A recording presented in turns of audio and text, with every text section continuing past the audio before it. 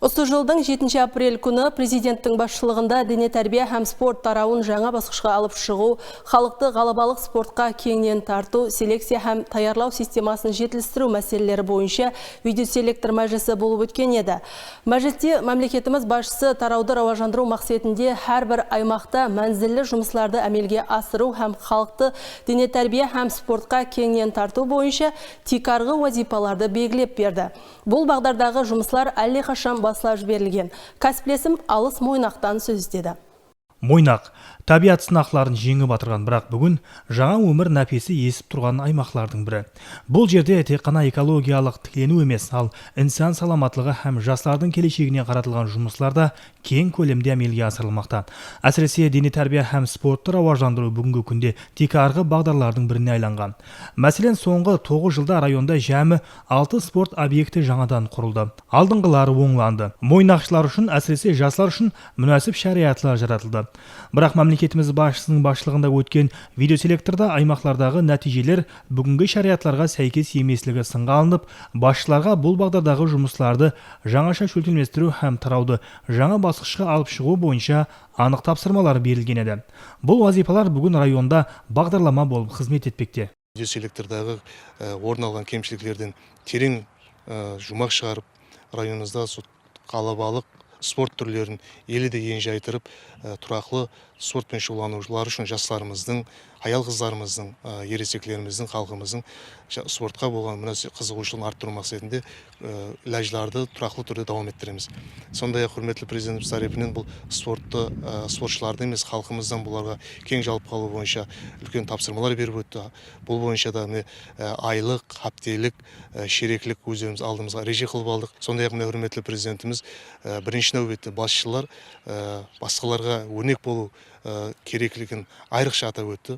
Біз келісіп алдық, районымызда әр әптенің жұма күні өзім бас, район әкімі бас, әкім орынбасарлары, мекеме басшылары, қызметкерлерімізге спорт тарауында имканиятлар жаратып беріп, оларды тұрақлы спортпен шұғылдану мақсатында әр әптенің жұма күні спорт күні етіп белгілеп алдық. Мен уәде беремін, құрметті президентіміздің алдымызға қойған, біз әкімдер алдына қойған тапсырмаларды сөзсіз тұрақлы түрде орындап, бар болған кемшіліктерімізді қысқа мүдделерде сапыластырып, жастарымызбенен, халқымызбенен, бұқараларымызбенен жоғары нәтижелерді көрсетіп береміз.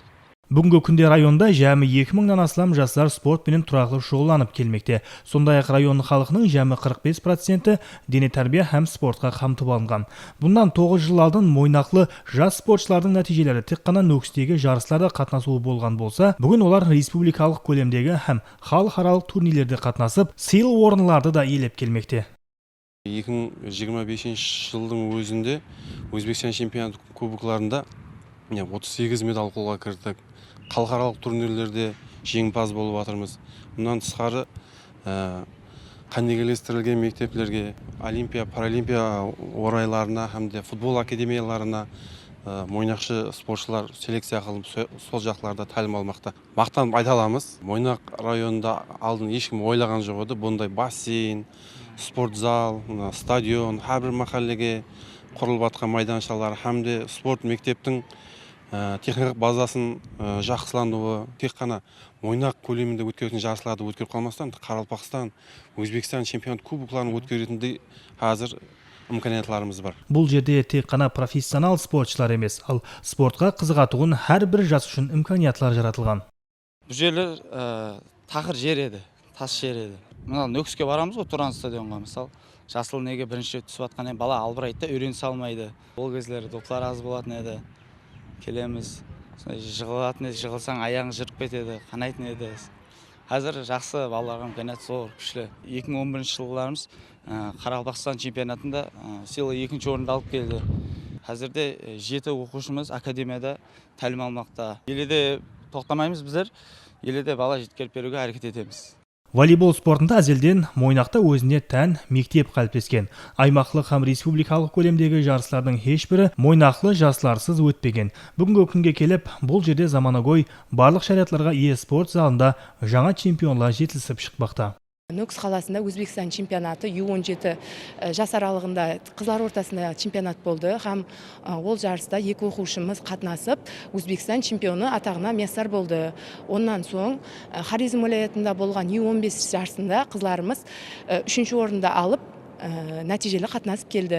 Қазірде біздер президентіміздің Олимпия чоққылар жарысына 2012 жыл қызларды таярлап, ода да нәтижелі қатынасуға харекет етпектеміз. Құрметлі жұртбасшымыздың біздерге берген сенімі һәм жаратып берген шариғатларынан пайдаланған қалда біздер жаһан көлеміндегі спорт жарысларына шығып, олардың сенімін ақлаймыз деген үміттеміз. Районда 10-нан астам олимпиада спорт түрлері бойынша дөңгелектер шөлгенместірілген болып, оларда тәжірибелі тренерлер жас спортшыларды үлкен жарыстарға таярлап келмекте.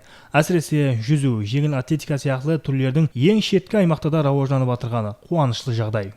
Мысалы, жарыс көбейіп жатыр. Біздер көбінесе адамдар жарысқа қызығып келеді. Біз өз жарысқа барып, мысалы, біз кеше жарысқа бардық. Көп адамды тарттық та.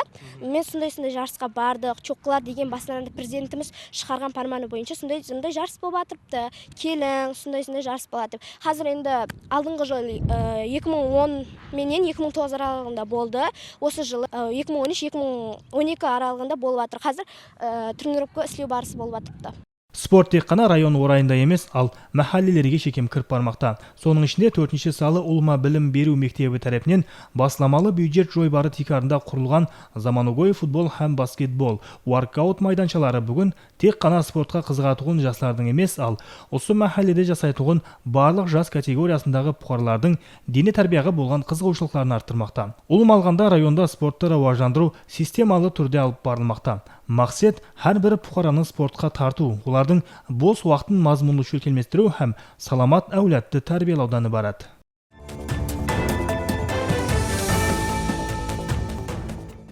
Экология бұл тек қоршаған орталық емес, бұл біздің тіршілігіміз, денсаулығымыз һәм келешегіміз. Бұл әхметлі идеяны жастар қалбіне сіңдіру, олардың қоршаған орталыққа, ана табиғатымызға болған ітібарын күшейту мақсатында Қарақалпақстан Республикасы келешек орайы басламасы менен саламат тұрмыз һәм таза орталыққа қарай сүренуменен экологиялық акция шөлкемлестірілді. Сөз қабашымызға.